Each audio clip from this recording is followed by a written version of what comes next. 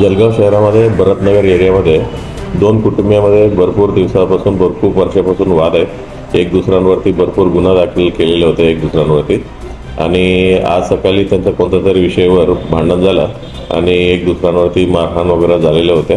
त्या विषयावर एका माणसांना आता सिव्हिल हॉस्पिटल ॲडमिट झाल्यानंतर मरण पावले म्हणून त्यांनी डॉक्टरांनी रिपोर्ट दिलेला आहे। सविस्तर आम्ही विषयाचं सखोल चौकशी करून जो योग्य तो कलमानुसार आम्ही FIR दाखल करणार आहे। आणि ही काही राजकीयाचा काही संबंध नाही आहे, आजचं इलेक्शनचा विषय पण काही संबंध नाही आहे। कोणी कोणत्याही विषयावर अफवावर कोणी विश्वास ठेवू नये। सर्व लोकांनी आपल्या घराच्या बाहेर येऊन वोटिंगच्या प्रक्रियेमध्ये तुम्ही सहभाग व्हावी असं मी पोलीस डिपार्टमेंटतर्फे आवाहन करतो।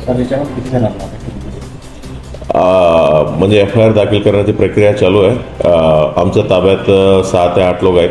म्हणजे एकदा FIR दाखल झाल्यानंतर विषय पूर्ण सखोल चौकशी झाल्यानंतर किती लोकांना अटक करायचं याच्यावर डिसिजन घेण्यात येईल। हा जुना वाद आहे। म्हणजे दोन कुटुंब आहेत, म्हणजे त्यांना रेल्वे स्टेशनला कामानिमित्त माताडीचा विषयावर त्यांचे जुने वाद आहे। एक दुसऱ्यांवरती भरपूर जुने गुन्हे आहेत, म्हणजे एक दुसऱ्याने दाखल केलेले आहेत।